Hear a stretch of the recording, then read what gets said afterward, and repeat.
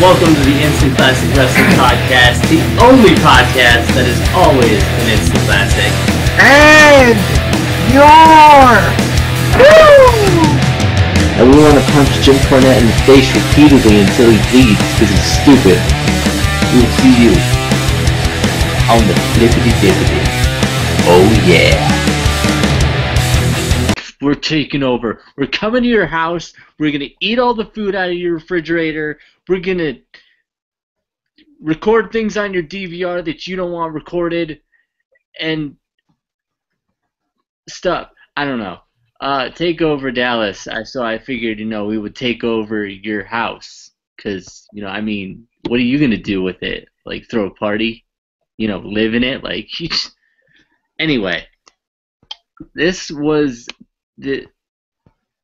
Let's just say WrestleMania has to follow this show, and I don't see how they're going to do it. But did either of you watch the pre-show? Because I watched it late, and I don't think there was anything really of importance on it anyway. I did not. All right. We were doing a review when we were doing the pre-show, I'm pretty sure, or setting up to do one or something.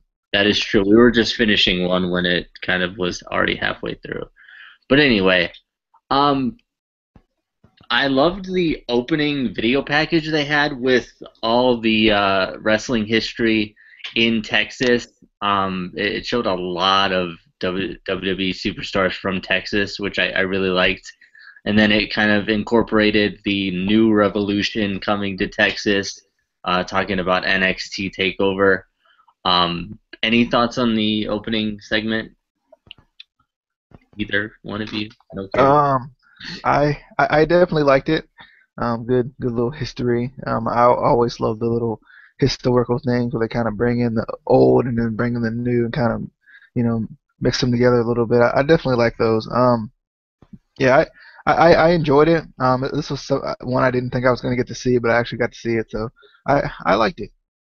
And we got to see a wrestling god.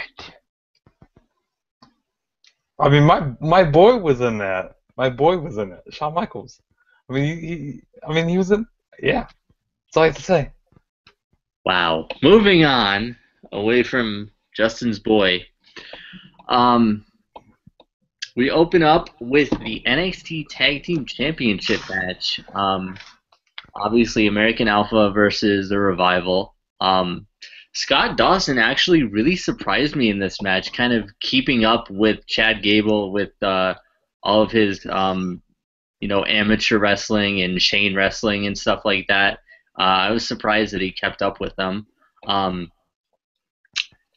Jason Jordan just should not be able to get the height that he gets on drop kicks.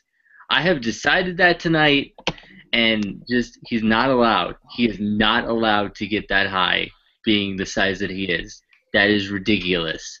I didn't like that Chad Gable and Jason Jordan had so much control from the beginning, though, because it felt like to me, the Revival would end up coming back and winning because 9 times out of 10, that's how WWE books. Whoever is kind of has, control in the beginning, usually, the other team or the other competitor comes back and, gets the surprise victory. So I was that kind of worried me a little bit. But this was a really good match, though. I kind of feel bad for Jason Jordan a little bit just because I feel like they're pushing Chad Gable so much more than him, even though they're both in a tag team together. I feel like a lot of the focus is mainly on Chad Gable. But the one part of the match that I kind of thought was ridiculous was Dash Wilder trying to cheat by crawling under the ring to knock Jordan off the apron, which isn't easy anymore with that LED board. Like you used to just be like the curtain thing, and now there's a LED board, so you gotta like climb under there, not hit your head. I don't think it was worth it. I really don't think it was worth it. He just shouldn't have tried that. But like I said, awesome match. I think I don't know if you guys counted, but I think there was about 45 near falls in this match, around there. At least 43. At least there was at least 43 near falls in this match. But your new NXT Tag Team Champions, American Alpha. You can go online and get their T-shirt right now with a 32% discount. That's right. For WrestleMania 32, you get 32% off T-shirts. I don't know. Justin sells DVDs, so I'm gonna sell T-shirts for WWE. I've decided. That's gonna happen. And DJ's gonna sell koozies. Yeah, that's what I was about to say there. You- Thoughts on this match, DJ? Um, yeah, I thought this match was really a really good match. This match showed me and proved to myself, kind of helped me. I don't know what English I'm speaking right now, but it helped me realize why I like Dash and Dawson so much. When you talk about a throwback team, we've talked about that term with Dash and Dawson. They really are. They do a great job of cutting off the ring in a heel way. They'll do whatever it takes to cut off the ring, and I really like the tactics they kind of snuck to cut off the ring in this. I don't know if y'all caught the save the Gable chants. Save the Gable. I don't know if y'all caught that, but I thought that was funny. Um, the aided power bomb kind of got messed up a little bit, but it happens. Love just the psychology by both teams. It just felt like when Dash and Dawson got in control, you were like, obviously American Alpha eventually is going to do it, but how is it going to happen? And the just out of reach tag by Gable when he tried to tag Jason Jordan, that was pretty cool. I like that. Um, and yeah, American Alpha would end up getting the win. I still kind of felt like this match had me emotionally invested in it. I still kind of wish that the Revival would have won one more time just to kind of solidify themselves. But I still think they did a great job in helping their tag team cage because I feel like they're they may not have like the distinct characters yet, but as a tag team and as a functional unit that they're supposed to be, they're really good.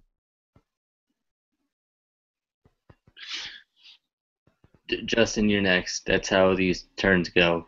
Actually, he said you can skip him and you can keep Oh, him. okay. Well, in that case, we go move. Let's just hide him the whole man. Let's just hide him the whole time.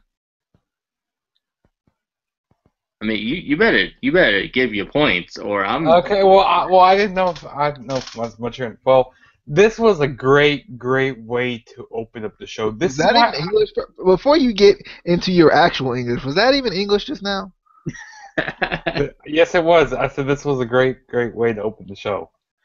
Like, this is why I love tag team wrestling. Like this was so awesome, and I like the attire that Jason Jordan and Chad Gable was wearing. Like their sweatpants they were wearing. That was really cool. Um, Gosh, that hot tag that Jason Jordan did, I mean, that needs to be IOP'd. I'm serious. That needs to be, that hot tag needs to be IOP'd. I'm serious, because that was just crazy. Him pulling down the straps, like him going, like, he just getting pumped up and stuff. I mean, that was just crazy. I love the double drop kicks that they did. I love the German suplex that they did. Like, all the technical wrestling that Jason Jordan, Chad Gable did, I mean, was just so awesome. I mean, this match was really good, and the crowd was so behind Jason Jason Jordan and Chad Gable Who? and Chasen. That they're combining their names. Jason Jordan. Jason Jordan. I know that guy. And I thought that was funny when the crowd were going like they didn't know which one was Dash and which one was Dawson. I thought that was pretty funny. Like they didn't know who they were really.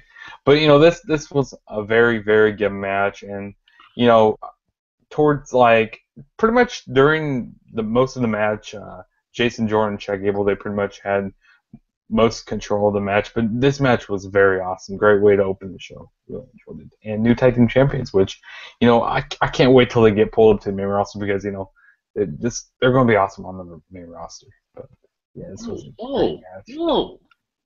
Hold it there, Slugger. They just got the titles. But I'm serious. We thought the Ascension were going to be awesome too, and we see what they did with them. Yeah, you see how that turned out. Anyway, moving on. Next, we get Baron Corbin versus the debuting Austin Aries. For some reason, Aries looked really small in this match. I don't know why. Because he's faced guys the size of Corbin and bigger before, but for some reason, he just looked really small in this match. At least in the beginning, I was like, why does he look so small? Is this some weird WWE trickery that they're like doing camera angles and lighting that make him look tiny? I don't get it. But anyway, this definitely was a good match, but something about it wasn't quite as good as I expected. Or maybe it was just after the opening match I needed a cool-down match. But it was, like I said, it was a great match. It was just I expected, I don't know what I expected. I expected Baron Corbin to lose, and that exceeded my expectation. It really did. And he fell out of the ring again the correct way. So you know what? He's improving. He is improving.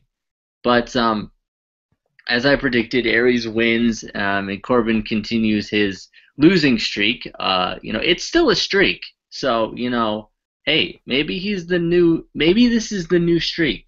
Maybe, TJ. First off, I don't know if you caught this, but they recognized some random Japanese fellow and didn't recognize SmackDown #1 announcer, NXT. I don't even know who the Japanese guy was before him. They showed a graphic. They gave him a name and everything. I don't remember. All I saw was Funaki. I saw him right there in my eyes, right there in the corner, right there. Actually, I was looking right at him. I wasn't looking at the other dude. I was looking at Funaki. And I was like, how they go? He like the star of the Edge and Christian show that totally reeks of awesomeness. Like, I mean, besides Edge and Christian. But he the real star. He the real MVP.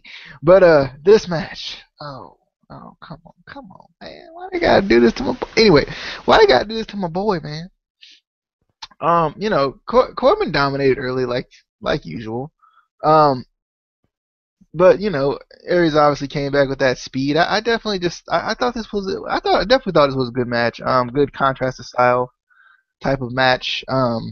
The suicide dive that Aries did was not as good as I've seen. It was a little like I don't know if it wasn't fast enough or something. It just wasn't as good tonight. But the spinning power slam on the outside. Oh baby. It's funny because he's on a losing streak, but they continue to protect Baron Corbin by making him lose via Okada rule. Talk about a stellar debut.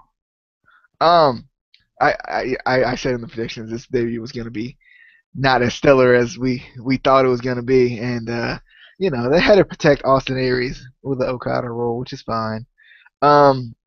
Entrance is cool, like the entrance music. Sometimes the newer entrance musics that I heard tonight were actually like they were good to my ears when I first heard it.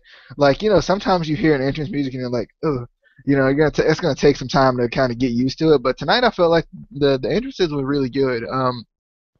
But this match was good. I definitely like it. I think it was kind of a cool down match, but that's kind of how a big versus little guy is. Usually starts with the big guy dominating, little guy comes back and does his thing, wins via Okada roll. So didn't technically. I don't think his shoulders were on the mat either for the 3. Just don't think. Justin. I thought this match was actually pretty good, really good way, I didn't really mind that it was by roll-up, because it's kind of protecting Baron Corbin, so I didn't really mind that it was by roll-up. But, a lot of these, like with these big versus little guys, like it's pretty much like portrayed the same way, like in pretty much all the matches, like where a big guy has pretty much all control during the match, and then the little guy has to fight back on the whole match and stuff. I don't really like how those matches are really portrayed during most of the time, but this was actually a good match here, and I really enjoyed it. And Baron Corbin actually did some pretty good work in this match. And this was actually really surprising for a Baron Corbin match. So, yeah. One thing I do want to mention, just an additional point. If we as wrestling fans can, like stop being so critical and actually watch the match for what it is. Because tonight I truly enjoyed the show because I got behind one person and I said, "This is the guy I'm sticking with. This is the guy I'm sticking with. Win or lose, I'm sticking with it." And I just really enjoy the show. I just feel like we don't do that much as wrestling fans, and I'm gonna say it until we start doing it.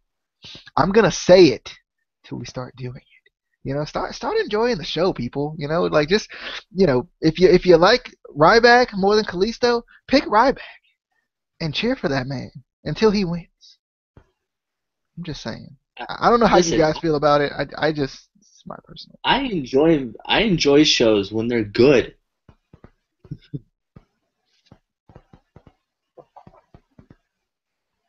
We're gonna say Justin. enough for that. I already talked about it. Oh, he threw me off again. I was gonna give Justin another turn. Anyway. Give me another turn, I guess. I mean, that's shameful within itself. Let's move on. Yeah. Next, I thought this was weird that they did both debuts back to back. I just thought that was like a little bit confusing. I thought they should have done like a debut, then the Divas match or the women's match, and then another debut. I just thought it was weird that they did back to back. But Sami Zayn versus Shinsuke Nakamura, and Justin is not allowed to say Shinsuke Nakamura because he'll say it. Nakamura. Okay, he actually said it normally. I thought he was gonna say some weird like Shinsuke Nakamura. Shinsuke Nakamura. This was amazing. We got to see all the classic Nakamura head games and charisma. This was kind of one of those matches you don't even, kind of like what DJ was just talking about. You don't necessarily need to say a lot about it. You just need to enjoy it and watch and have fun. But this was just awesome. At the same time, though, honestly, couldn't help but kind of wish Nakamura faced Jericho just because they kind of have similar past. Where Jericho, got really big in Japan. Nakamura got really big in Japan. They're both really charismatic guys. They're really good in the ring. I just feel like they would have a really cool dynamic. But I love Sami Zayn too, so it's either way it would have been good. We got blood. I got excited. It was Shinsuke Nakamura's nose. It was busted. It was blood though. It was blood. The Fight Forever chant was amazing. But your winner, as we all I think predicted, Shinsuke Nakamura. Why was this not on the Mania card is what I would like to know. This could have been a Mania, match, but after the match we got some, nice respect between the two, shaking hands and hugging. And then Sami Zayn did get a little bit of, his own spotlight after the match, after Nakamura left the ring, just kind of, the fans thanking him thanking the fans, kind of a thing, just showing respect, because I'm pretty sure this is kind of going to be officially his last kind of NXT match, and before he officially goes to the main roster for good. But this match of the night, match of the decade, I'm going to say it, Decade. DJ. Say it. Decade. I Okay, I year. I watched this match, and I said out loud, with other people watching me, why is he in NXT? I said it because I watched this match and I was like, there's no freaking way Nakamura needs to be in NXT.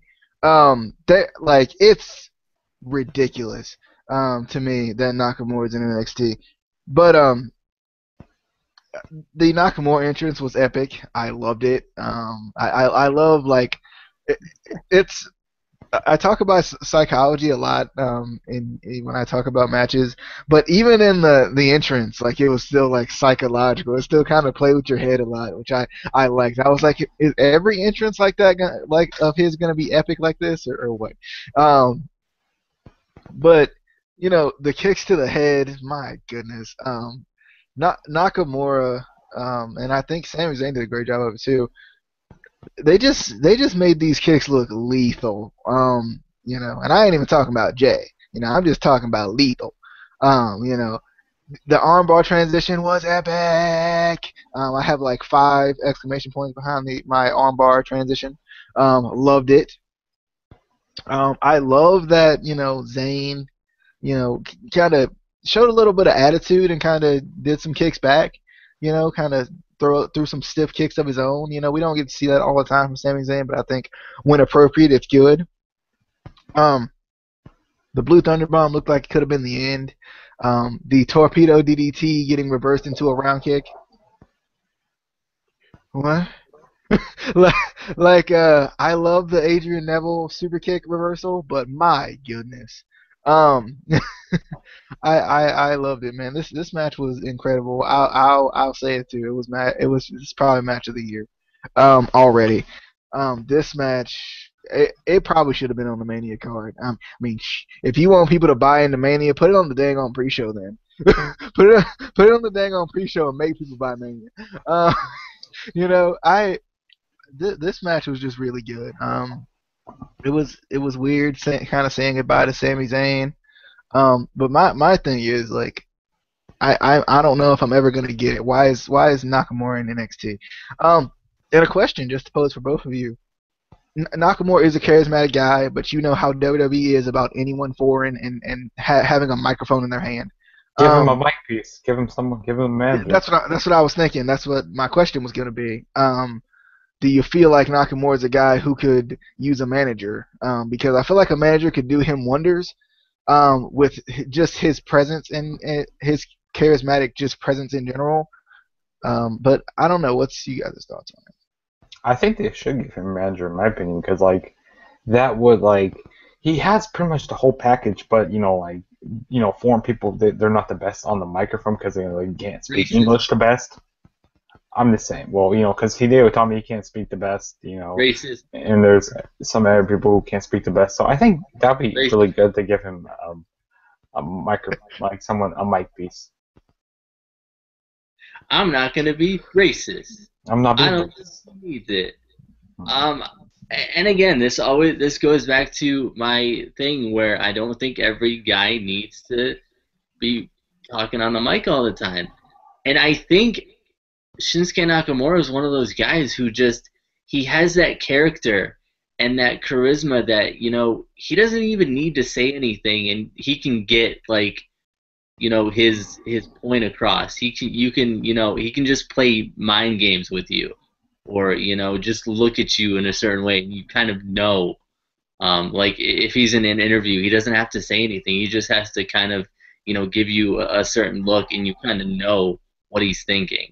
Or, sometimes not know what he's thinking, which is sometimes a good thing too.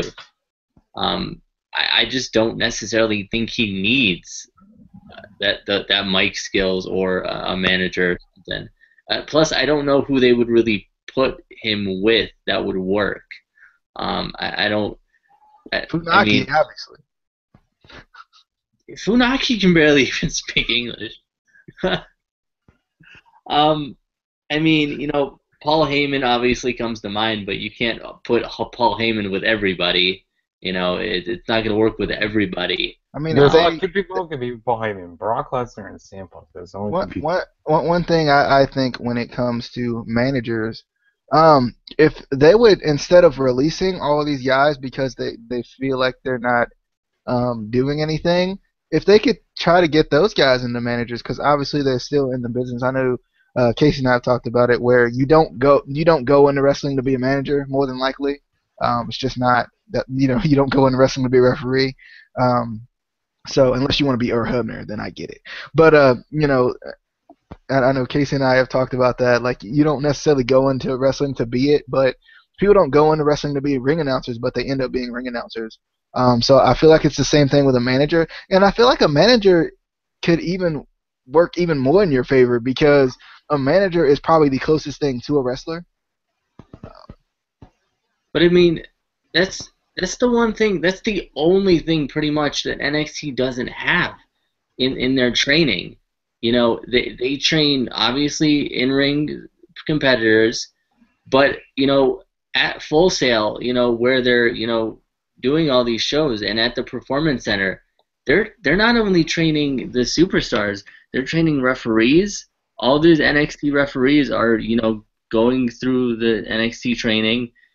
They are training all the lighting guys, the stage crew, all that stuff. Why don't they train managers? And I think what's weird about that is they have like a vocal class, like a a mic work class. It doesn't make any sense.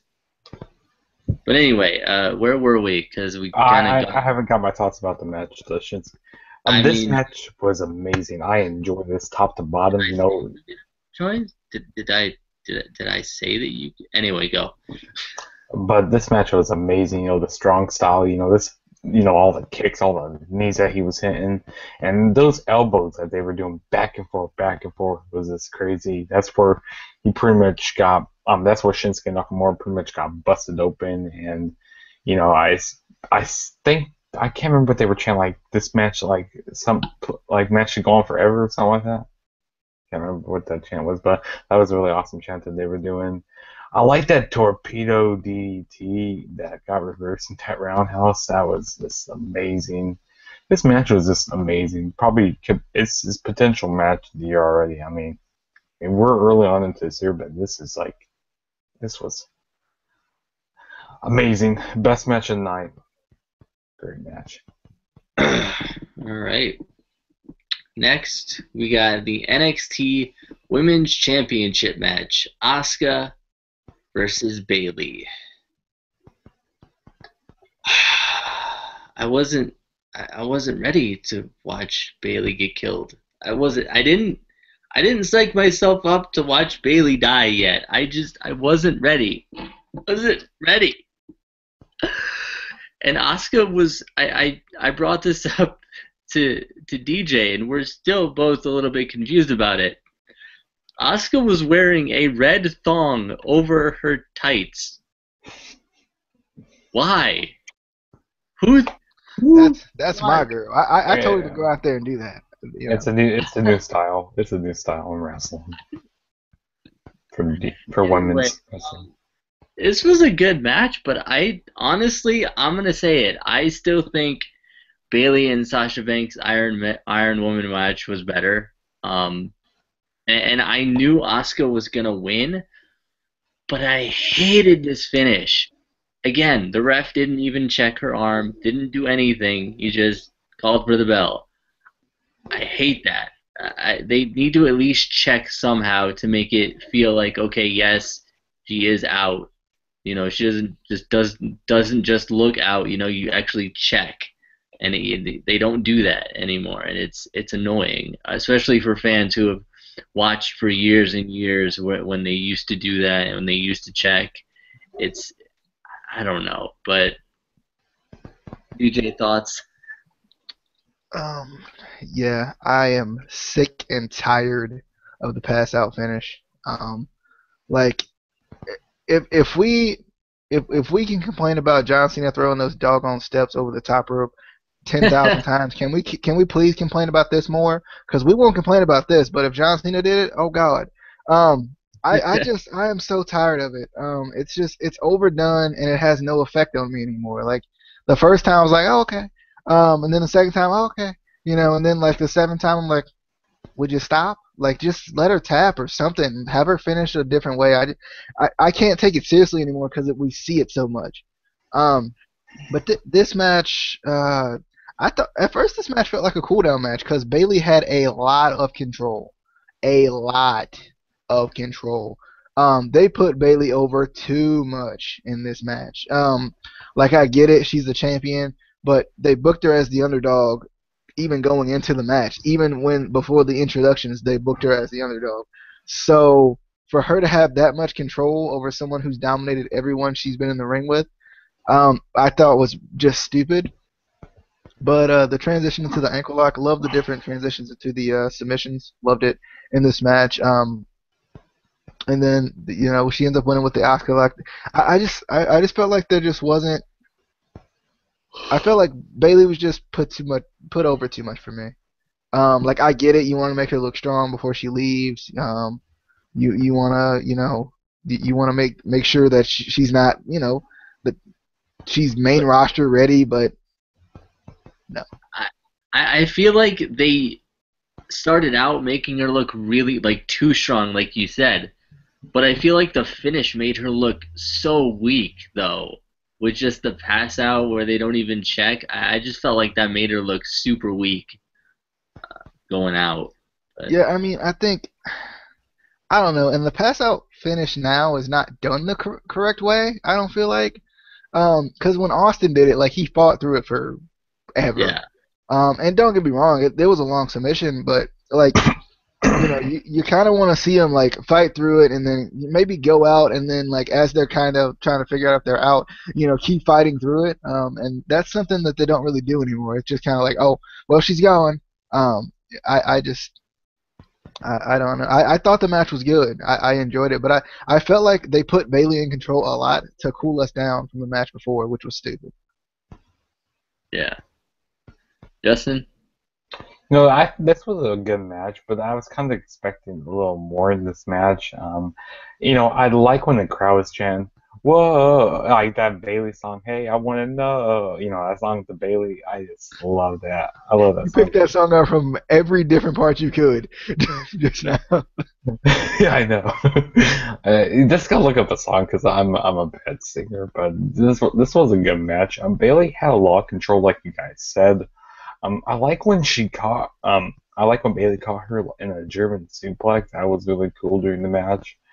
I like when Bailey had on the ankle lock during the match. That was really cool. I like all the how they kept trading, like how they kept reversing into different submissions. That was really cool. This match was fun, but I agree with you guys about the pass out. I'm not the biggest fan of that anymore. Like it's like sometimes it's way overdone. And I mean, yes, I understand they're trying to protect Bailey, but seriously, like, they could have done something else to have her lose a different way. But I mean, you know, this was a good match, and who knows? We might be seeing her Monday on Raw. I mean, they love to do debuts the night after Mania, so who knows? We might be seeing Bailey, hopefully. But yeah. Yeah. Anyway, we moving on. We got a special sighting in the front row, so it wasn't really a sighting. It was just pointing out Bobby Roode. I was. Where was it? Where was EY? Where was EY at? He was fishing. But I almost had to I was like, wait, did I go to TNA.com? Like, what's going on? But I guess this is confirmation that he's actually coming to NXT, which is a surprise because it's kind of out of nowhere. I mean, we had the rumors and everything that he had asked for his release from TNA. There was rumors that he was coming to NXT, but nothing. I feel like nothing was really confirmed. But I feel like this is confirming, he's coming to NXT now, which is exciting. Any thoughts on NXT turning into TNA? I wasn't as excited. when I saw this. Because when you said it, you put it on the chat before I got a chance to watch it because I was a little bit All right. behind. And when you said it, I was like, okay, so Bobby was gonna do something. That's what's gonna happen. And then like my mindset is just all on it. Then I see Bobby Roode just sitting there, in his suit, and his name pops up, and I'm like, that's it, because I had my mind set on like him doing something, like, oh, he's gonna interfere in the title match, or something's gonna happen, or and I was like, wait, that's it, so like my mind was set on one thing, and like they gave me a complete opposite, but it's definitely exciting. I guess I want to kind of see what they're gonna do with him. But I think it kind of sucks because a lot of these older TNA guys who are going to now NXT, it kind of sucks for them because obviously they're old. They're a lot older. They're going into their 40s. I know Rude's like what 38 now. So I mean they don't have a lot of time left to be pity patting and freaking developmental because no one knows who they are because they didn't keep their name from TNA or anything. Yeah, I don't understand why all these guys from TNA are in NXT developmental. It's just, I don't know.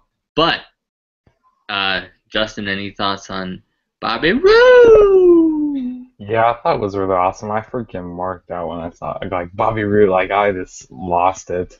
God, And, we should have had don't. live reactions for this then, so Yeah, I could say Bobby Roode, like you did with AJ Styles. That was Yeah, awesome. like I did with AJ Styles.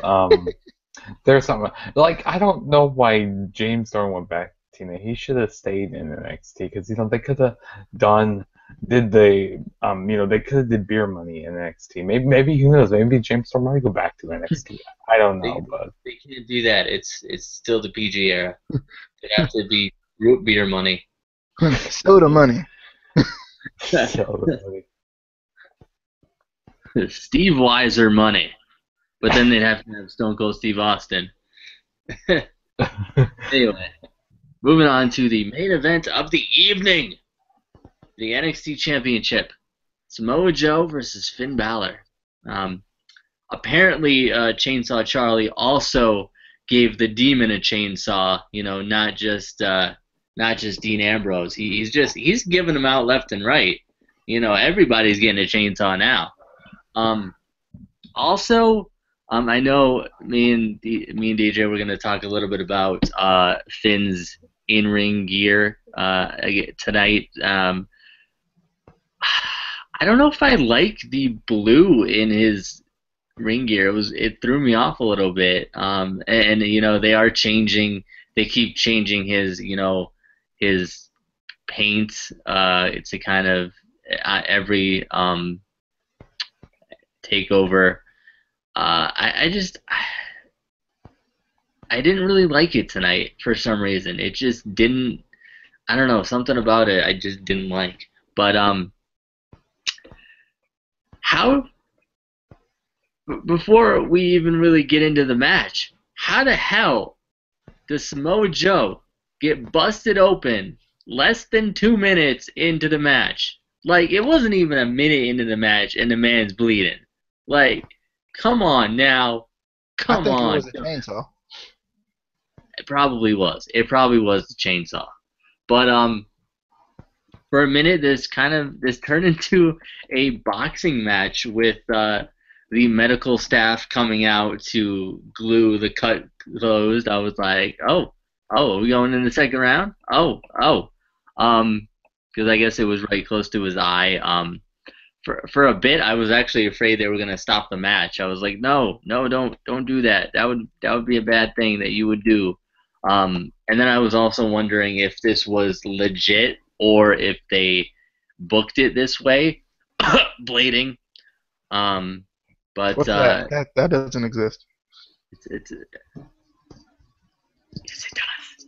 But we did get a let Joe bleed chant, which it's always a good chant when they chant let Joe bleed. Just But this was a really good match. I was surprised Finn retained, though. I felt like we were so built up and ready for Joe to win that it was kind of a surprise that Finn retained, which I guess makes sense. That usually, if two other championships change hands, usually the third or the fourth will retain. So it kind of wasn't a surprise, but it was at the same time, just because I was expecting Finn to retain or to lose the title and then go up to the main roster, because he's obviously ready to go up to the main roster. But DJ, thoughts? First off, let me address the demon character. There was something, going to this match, like knowing Finn was gonna lose, like just knowing it, just because of how they've been booking Samoa Joe. I was thinking, I was like, okay, let's see how this demon character comes out. And to me, it was a little weak. It was a little weak. I liked it. I liked the outfit, but it was just there was something different about it. It was more human like tonight than like otherworldly like it usually is. Like usually he's not even responded to the crowd and whatever. I think the Bullet Club thing is kind of frustrating me a little bit because like he couldn't really get into the demon thing because he's like, oh, let me tease this Bullet Club thing. Like Triple H is like, why don't you go out there and two sweet them so they think the Bullet Club's coming out. And I just felt like I didn't like that he kind of reacted to the crowd or like was kind of reactionary and whatnot. I don't know. It was something about the demon character. You could tell it was like kind of human, which kind of was a good touch in certain aspects, but it made the demon look kind of weak to me. But this match was good. I was like, okay, blood again? Huh? I definitely thought it was like Joe looked freaking like a monster. With freaking blood running down his chest, blood running down his freaking eye, doing suicide dives and throwing himself at Finn Balor. Like I was like, man, this dude is like a freaking man right now.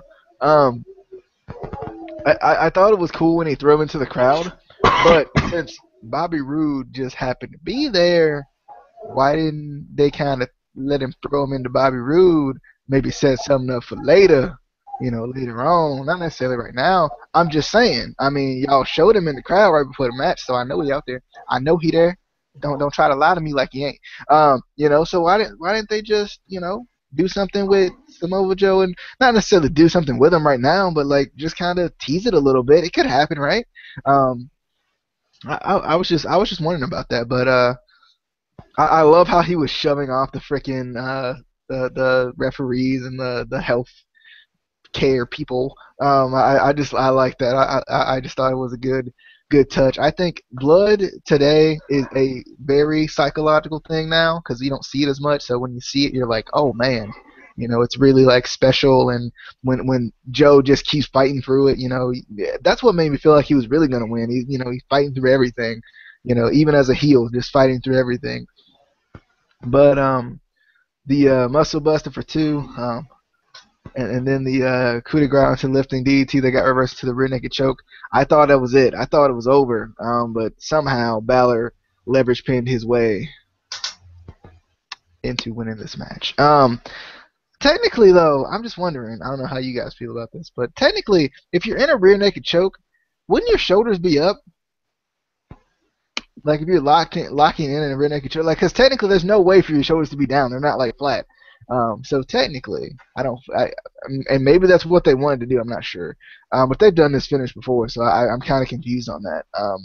It just seems like there's no way to have both of your shoulders down when you're when you're locking somebody in a rear naked choke. It's not how that works. That's like putting real pictures on your wall and saying you put them on your Facebook wall. That's not how any of this works. I hope someone got that commercial. That's stupid. Don't do. Justin, talk about the match. This match was really good. I enjoyed the Finn Balor entrance. Like with as a demon, and I like how he had the chainsaw. I go like, what? Did Chainsaw Charlie give him a chainsaw? Like, that didn't really make sense to give him a chainsaw. Man. But this match was really good.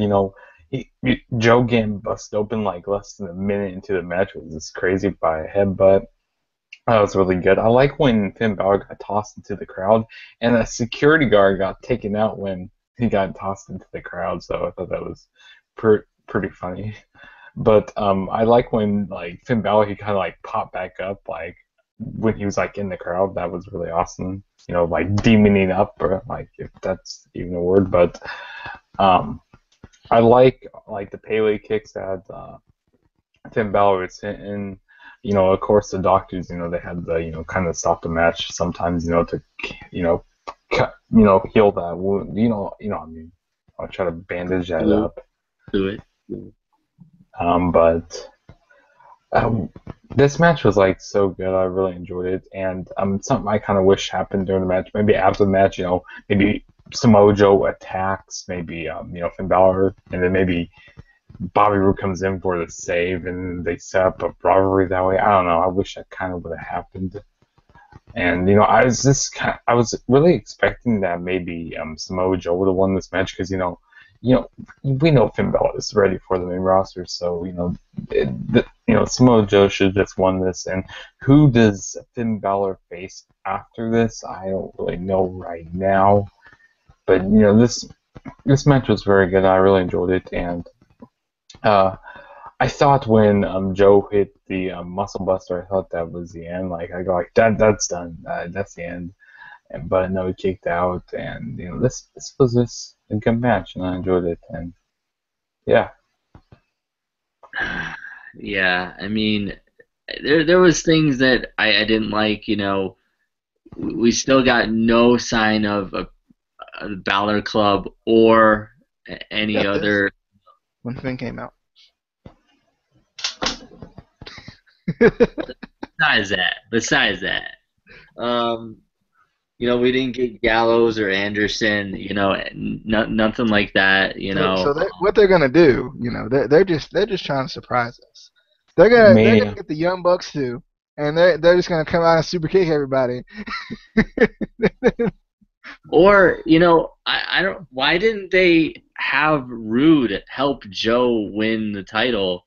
That way, if you wanted to keep Finn in NXT, you could keep him in NXT with a storyline like that, because obviously Rude is more of a heel than a face, so it would be more believable that he helped Joe win the title, being a heel, than to help Finn Balor, because Rude is just naturally a better heel, I feel like.